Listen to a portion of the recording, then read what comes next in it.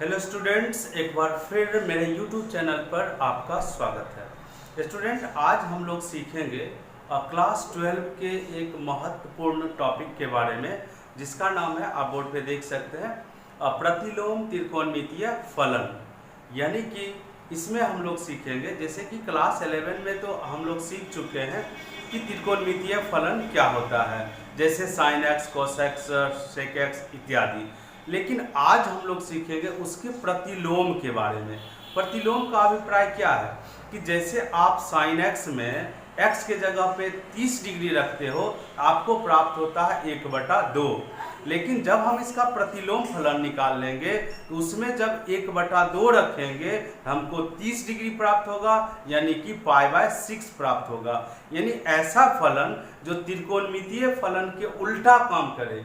जैसे त्रिकोणमितीय फलन में हम कोण रखते हैं तो हमको संख्या प्राप्त होती है, आज हम ऐसा फलन पढ़ने वाले हैं जिसमें संख्या रखेंगे, कोण प्राप्त होगा। जैसे ध्यान से देखिए, और इस वीडियो को शुरू से अंत तक आपको देखना होगा अगर ये टॉपिक आपको ठीक ढंग से समझना है तो।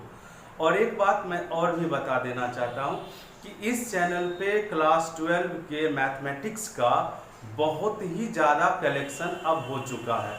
अगर आपको उन सारे वीडियोज को देखना है तो प्लेलिस्ट पर क्लिक करिए और उसके बाद स्क्रॉल करके नीचे जाइए और नीचे से देखते हुए आगे बढ़िए। जैसे अगर आपको अवकलन सीखना है तो अवकलन की शुरुआत में जाइए, उसका लिखा हुआ होगा भाग 1 यानी पार्ट 1, उसको देखते देखते हुए, जैसे उसको देखिए उसके बाद को देखिएगा, तब जाके क्रमबद्ध तरीकों से अगर आप आगे बढ़ते हो तो आपको संपूर्ण जानकारी मिल जाएगी और आप खुद से अवकलन बना सकते हो।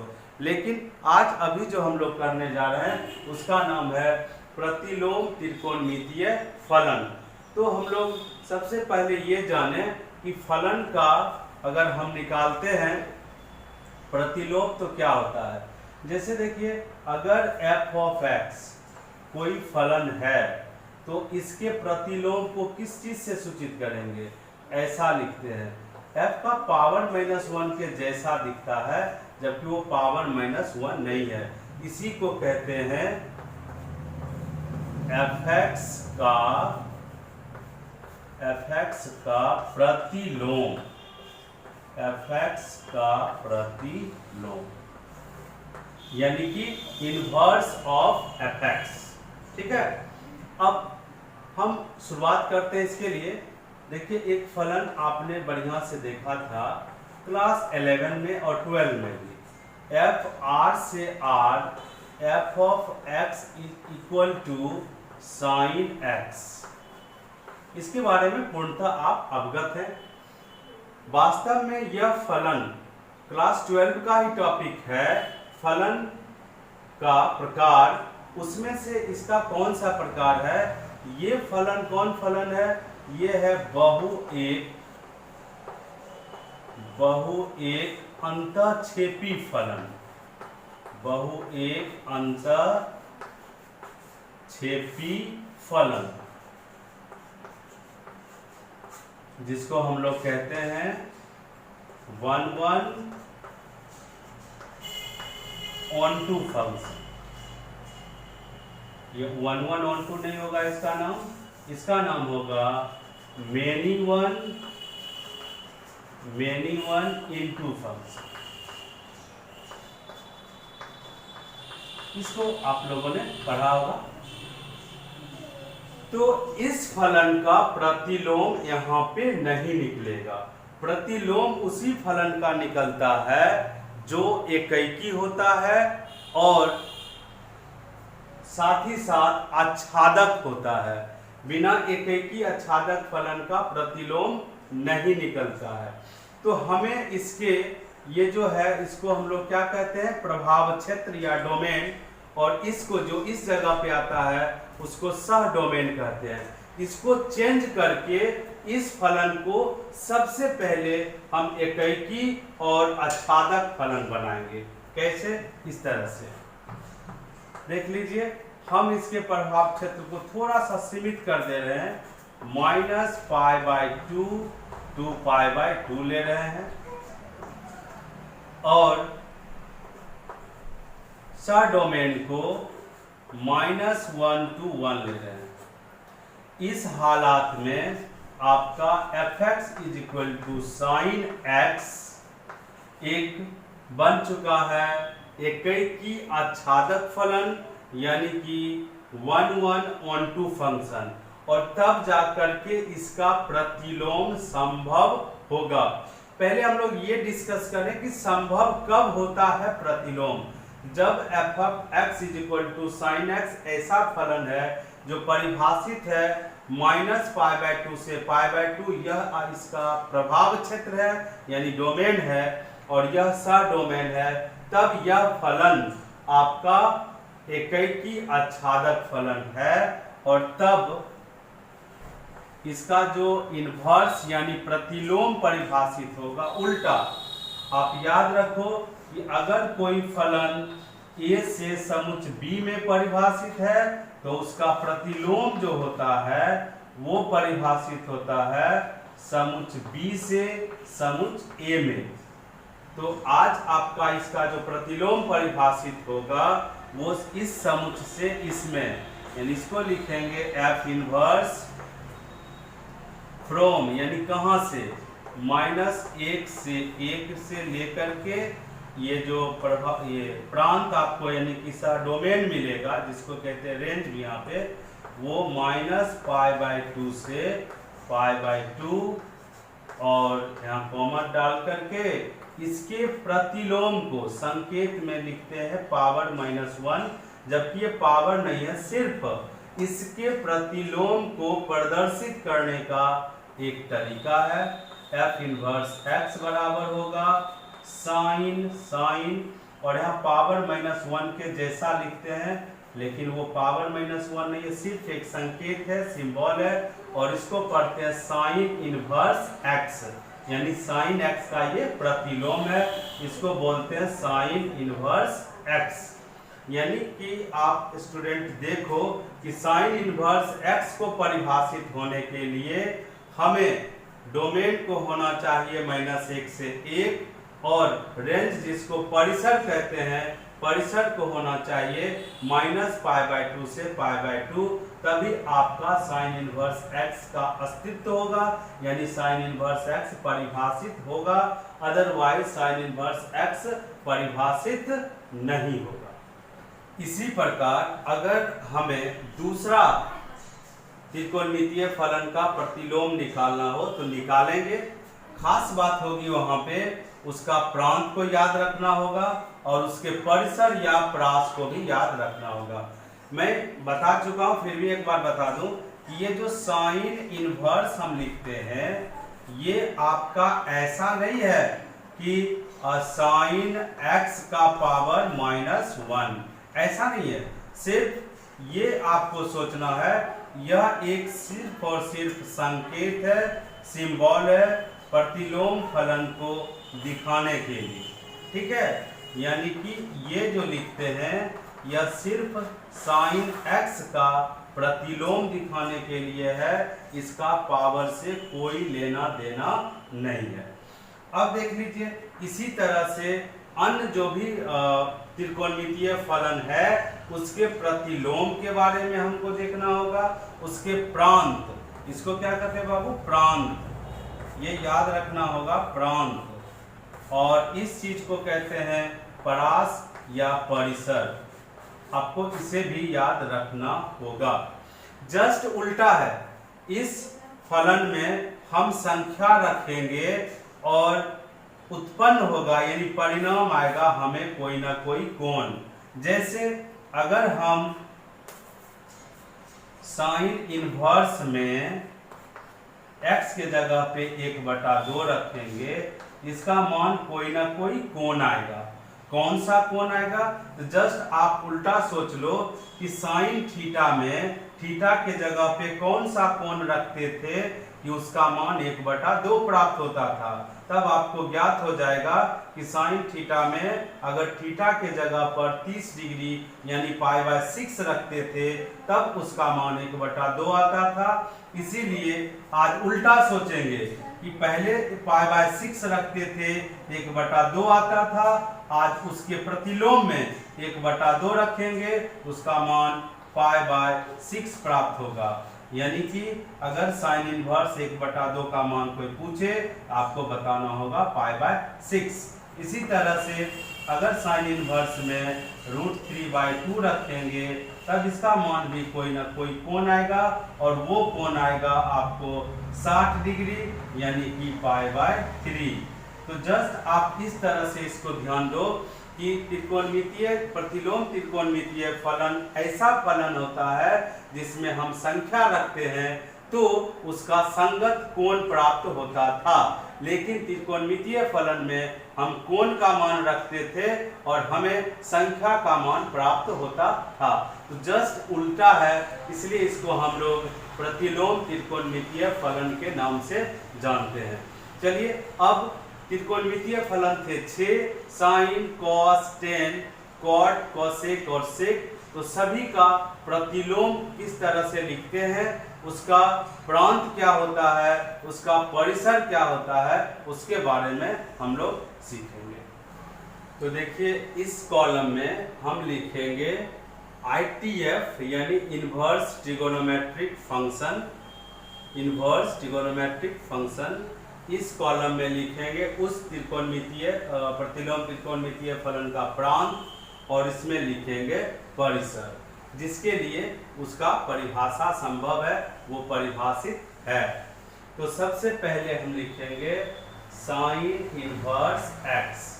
साइन इनवर्स x इसको पढ़ते हैं, या फिर शॉर्ट में मैं ये बता दूं, कहीं कहीं मिलेगा पुराने बुक में कि साइन इनवर्स x को आर्क साइन x भी कहा जाता है, आर्क साइन x। तो साइन इनवर्स x का जो प्रांत याद रखिएगा वो होगा -1 से लेकर 1 तक। ये बंद अंतराल है, -1 से शुरू होता है, 1 पर खत्म होता है। मतलब साइन इनवर्स x तभी परिभाषित होगा जब आप x का मान -1 से 1 तक रखोगे। उससे ज़्यादा नहीं रख सकते और ना ही -1 से कम रखेंगे। अगर रखिएगा ये अपरिभाषित होगा, यानी साइन इनवर्स x तभी परिभाषित होगा जब x का मान -1 से लेकर 1 तक रखना हो तो।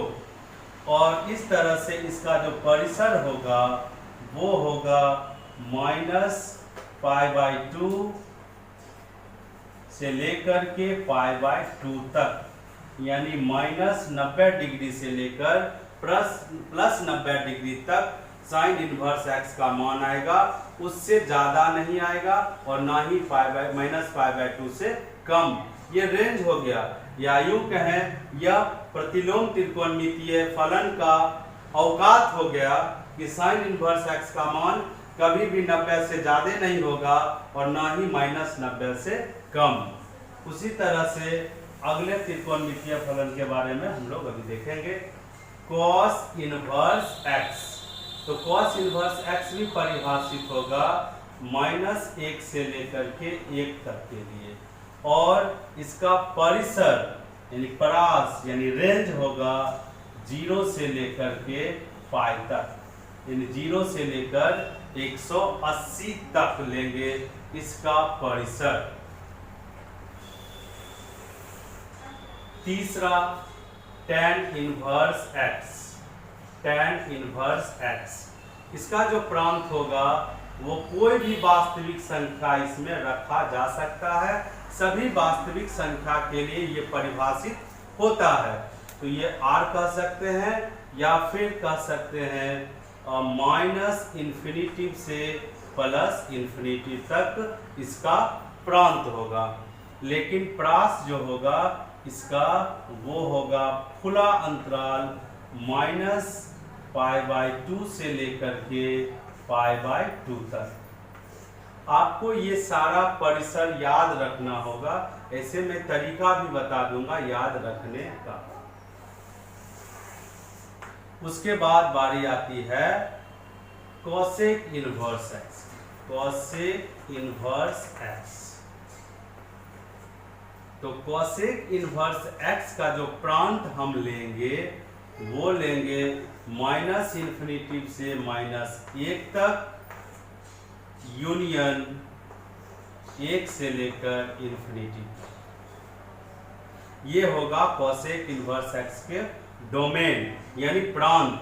मतलब ये हुआ कि कॉसेक इनवर्स x तभी परिभाषित होगा जब x का मान या तो -1 से कम रखोगे या फिर 1 से ज्यादा, तभी कॉसेक इनवर्स x का अस्तित्व होगा, परिभाषित होगा।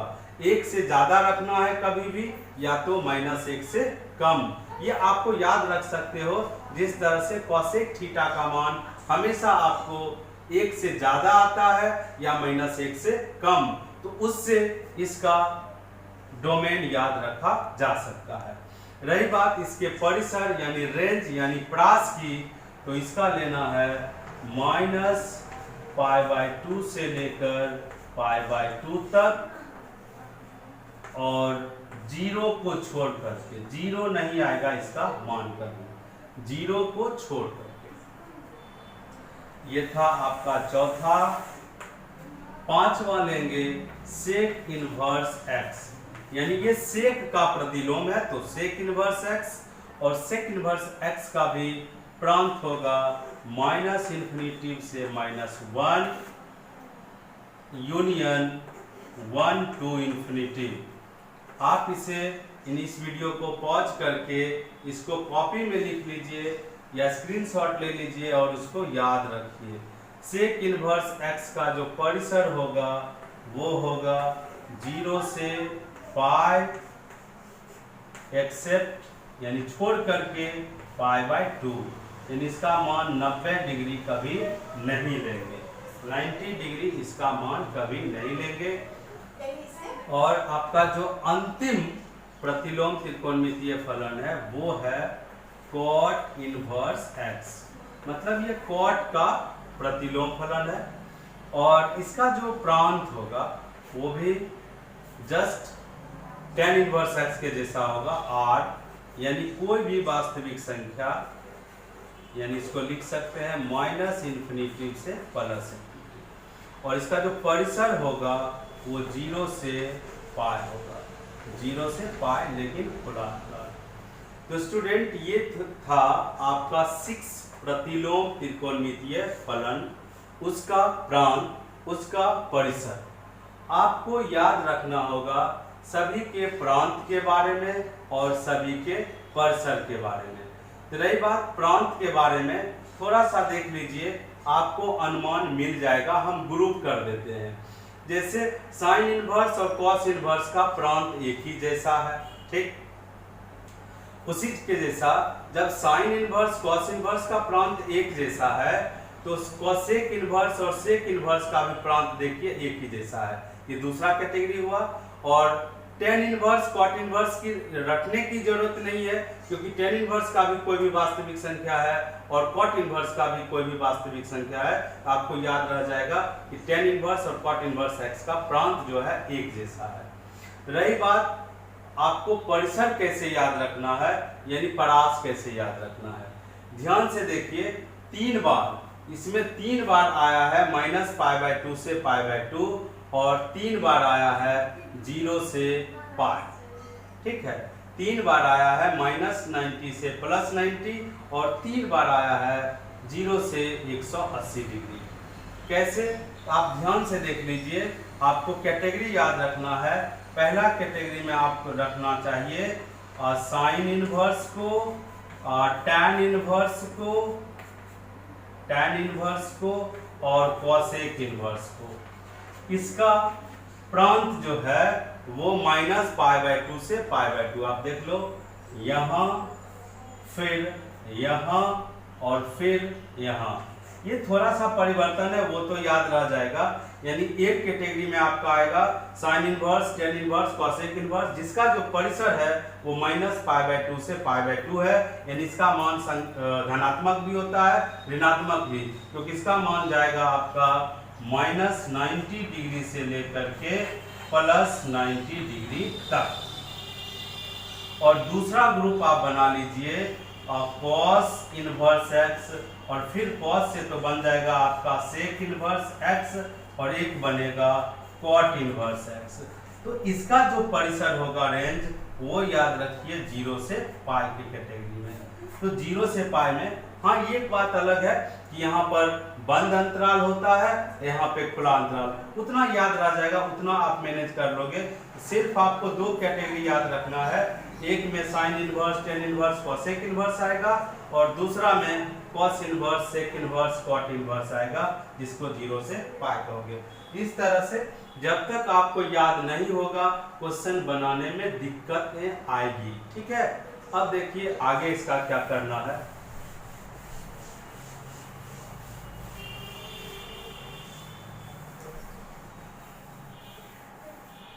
अब एक टर्म है पढ़ना, मुख्य मान। मुख्य मान, जिसको इंग्लिश में कहते हैं प्रिंसिपल वैल्यू। Principal value.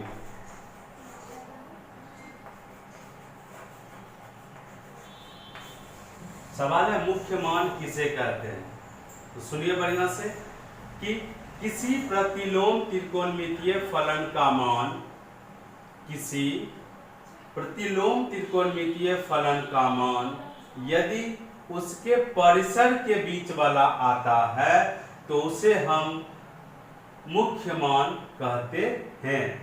जैसे ध्यान दीजिए, जैसे अगर हमसे कोई पूछा कि कॉट इनवर्स -1 का मान क्या होगा। अब आपको अगर क्लास 11 का त्रिकोणमिति बढ़िया से आता है तो आप बताओ कि कॉट का वैल्यू -1 कब होता था। तो मैं बताता हूं, अगर आपको आता है अच्छी बात है। कॉट का वैल्यू -1 कहाँ आता था, एक तो आता था -π/4 पर, ठीक है, और दूसरा आता था कहाँ पे, याद करो जल्दी, वहां पे जहां पे होता था π-π/4 यानी 135 डिग्री 3π/4 पर। अब देखो स्टूडेंट, यहाँ पर 2 एंगल है जिसके लिए कॉट का वैल्यू -1 होगा, एक यह एंगल और एक यह एंगल।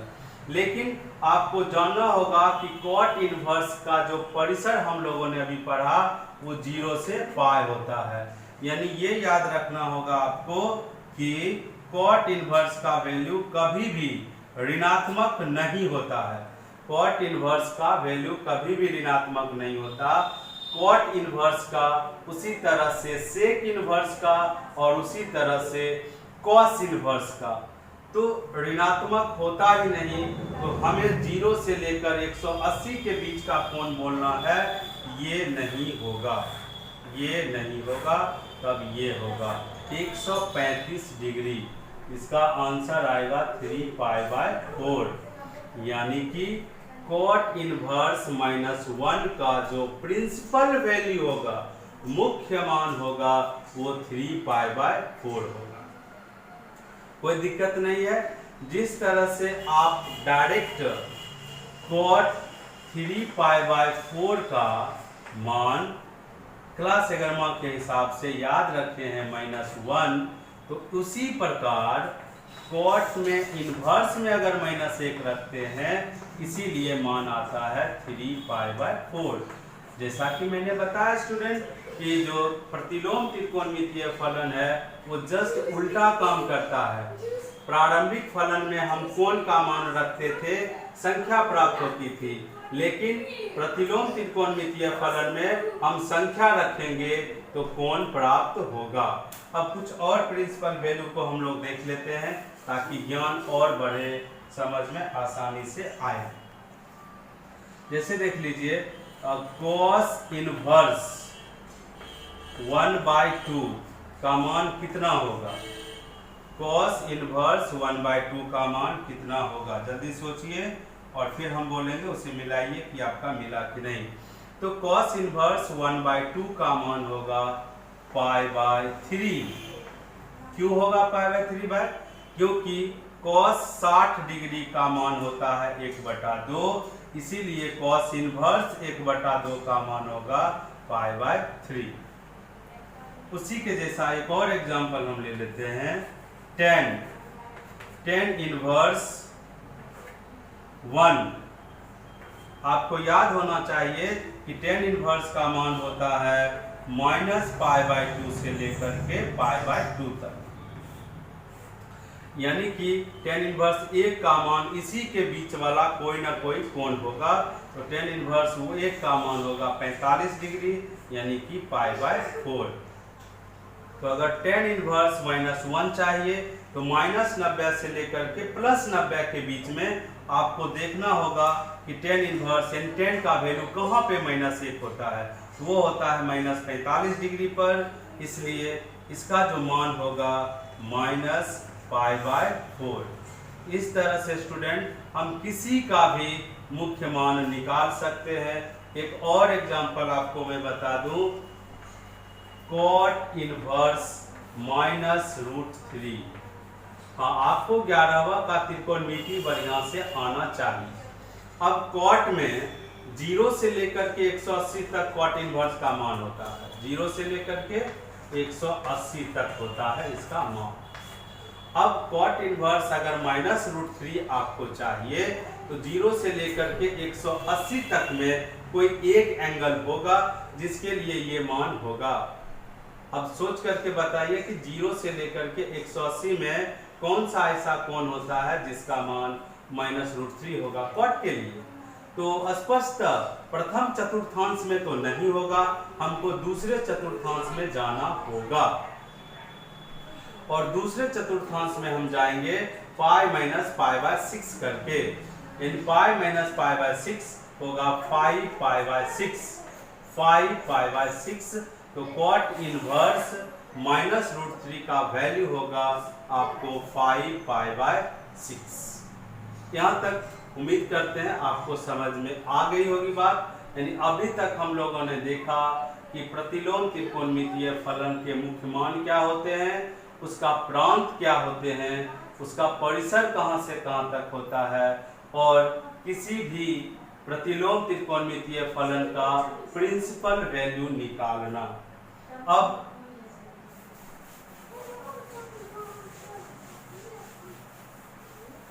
इसके प्रमुख गुण के बारे में हम लोगों को पढ़ना है। प्रमुख गुण क्या क्या इसके गुण हैं, तो आप एनसीईआरटी के बुक से शुरुआत में क्वेश्चन मिलेगा आपको प्रिंसिपल वैल्यू निकालने के लिए, तो प्रिंसिपल वैल्यू आप निकाल सकते हो, और जहां नहीं निकले वो कमेंट करके क्वेश्चन नंबर से भेज देना है, ताकि जो इस वीडियो का जो अगला भाग होगा उसमें वो सारा क्वेश्चन हम डिस्कस कर देंगे, जो इसके कमेंट के बारे में आप बताइएगा। इसके कुछ गुण के बारे में मैं बता दूं, तो पहला नंबर में साइन इनवर्स साइन एक्स। तो साइन इनवर्स साइन एक्स को आप एक्स लिखोगे, लेकिन शर्त है कि एक्स का मान किसमें होना चाहिए, -π/2 से π/2 में होना चाहिए।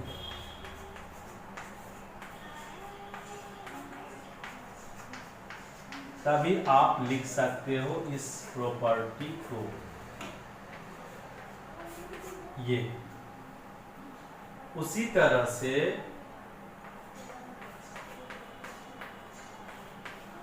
cos इनवर्स cos x को भी आप x लिखोगे, लेकिन x क्या होना चाहिए, तो x होना चाहिए आपको सदस्य होना चाहिए 0 से लेकर π तक।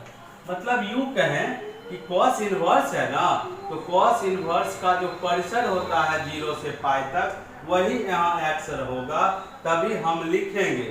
तो फिर ये सोचिएगा नहीं होगा तो क्या करेंगे, उसके लिए स्पेशल कुछ करेंगे, जो कि अगला हम लोग आगे जो पढ़ेंगे उसमें सीखेंगे। लेकिन अभी आपको ये याद रखना है कि cos इनवर्स cos x को क्या लिखेंगे, x बशर्ते x 0 से पाई के बीच में होना चाहिए। इसी तरह से तीसरा tan इनवर्स tan x को भी हम x लिखेंगे, लेकिन शर्त वही है कि x का मान -π/2 से π/2 में होना चाहिए, यानी कि जो tan इनवर्स का परिसर है उसी में आना चाहिए। चौथा इसका हो जाएगा, जस्ट इसी तरह से बढ़ना है, एक याद रखिएगा तो उसके बाद सारा का सारा ऑटोमेटिक याद रह जाएगा। cot इनवर्स cot x, ये भी होगा x, शर्त यही है कि x रहना चाहिए 0 से पाई में। फिर पांचवा है sec इनवर्स sec x, इसको भी आप लिखोगे x बशर्ते x होना चाहिए 0 से पाई में और π/2 को छोड़कर, यदि π/2 इसका मान कभी नहीं आएगा क्योंकि sec π/2 परिभाषित नहीं है। और last cosec inverse cosec x, इसको भी आप लिख सकते हो x, शर्त यही है कि x आपको रहना चाहिए -π/2 से लेकर π/2 में और सिर्फ 0 को छोड़ करके, क्योंकि cosec 0 ऐसे भी परिभाषित नहीं है। इसके और भी जो गुण हैं जिसको आप सूत्र भी कह सकते हो, वो तो इसके अगले भाग में हम अपलोड करेंगे। फिलहाल इस पर कुछ क्वेश्चन हम बताते हैं, ध्यान से देखिए, 3-4 क्वेश्चन हम बताएंगे और निश्चित रूप से 2021 के जो बोर्ड परीक्षा आप दोगे बिहार बोर्ड का 12वीं का, उसमें उस टाइप का ऑब्जेक्टिव निश्चित रूप से आएगा। जैसे देखिए क्वेश्चन आ गया कि साइन इनवर्स साइन 7π/6, और एक और ले लेता हूं साइन इनवर्स साइन π/6। देखिए दोनों एक ही जैसा दिख रहा होगा आपको, यहाँ है sine inverse sine π/6, sine inverse sine 7π/6, यानी साइन इनवर्स साइन x के सूत्र पर है। आप यहाँ पे इस क्वेश्चन का आंसर π/6 लिख सकते हो, क्योंकि पहला 100% फुलफिल हो रहा है, क्योंकि x का मान -π/2 से π/2 में है, तो इसका आंसर आएगा π/6 पहला सूत्र के उपयोग से। लेकिन आप इसको अभी 7π/6 नहीं लिख सकते हो, क्योंकि 7π/6 इससे बाहर चला जाता है, आपको π/2 ही तक रहना है, उस रेंज को लांघना नहीं है, उस दीवार को तरपना नहीं है, उस दीवार से बाहर आप नहीं जा सकते, वो आपका लिमिटेशन है। तो क्या करेंगे, तो ये इसीलिए क्वेश्चन खास है, आप ध्यान से देखो कि करना क्या है। तो आगे चलकर इसको लिखेंगे साइन इनवर्स, त्रिकोणमिति का उपयोग तो भरपूर होगा, तो मैं अपेक्षा करता हूं कि अगरमा का त्रिकोणमिति तुरंत आप रिवाइज कर लो, ताकि ऐसे सवाल को करने में आपको सुविधा हो। तो 7π/6 को हम लिख सकते हैं पाई प्लस π/6, पाई प्लस π/6, ये हो जाएगा 7π/6। और फिर साइन इनवर्स, अब देखिए फिर अगरमा आ गया मैं कि साइन पाई प्लस थीटा क्या होता है, वो होता है minus sine theta, sine pi plus theta होता है माइनस साइन थीटा, ऐसा लिख लेंगे। फिर साइन इनवर्स माइनस है, और देख लीजिए π/6 यानी 30 डिग्री, और साइन 30 डिग्री कितना होता है 1/2, यहाँ आ गया -1/2। अब आ गया हमारे पास साइन इनवर्स -1/2, इसको बड़ा आसानी से लिख सकते हैं -30 डिग्री यानी -π/6, और वो आ गया आपको -90 से +90 के बीच में, यही इसका आंसर। तो ठीक है स्टूडेंट, आज बस इतना ही। इसके अगले भाग में इसके जो और भी शेष गुण बचा हुआ है उसकी हम लोग पूर्ण रूप से व्याख्या करेंगे।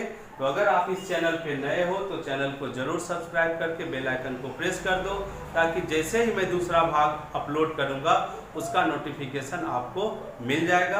और जितना ज़्यादा से ज़्यादा फ्रेंड्स में शेयर करिए, क्योंकि ऑनलाइन बेहतर पढ़ने के लिए यह चैनल एक सफिशिएंट चैनल है। मैं ये नहीं कहता कि सब श्रेष्ठ है, लेकिन सफिशिएंट है। आपको संपूर्ण जानकारी इस चैनल के माध्यम से क्लास 12 के मैथमेटिक्स के जितने भी टॉपिक है उसको दी जाएगी। तो इसी चैनल पे बने रहना है, और जितना भी वीडियो जाता है उसके बारे में कमेंट जरूर करना है। जहाँ भी प्रॉब्लम हो आपको उसके बारे में लिख करके कमेंट करना है, ताकि हम उसको अगले पार्ट में डिस्कस कर सके, व्याख्या कर सके। धन्यवाद।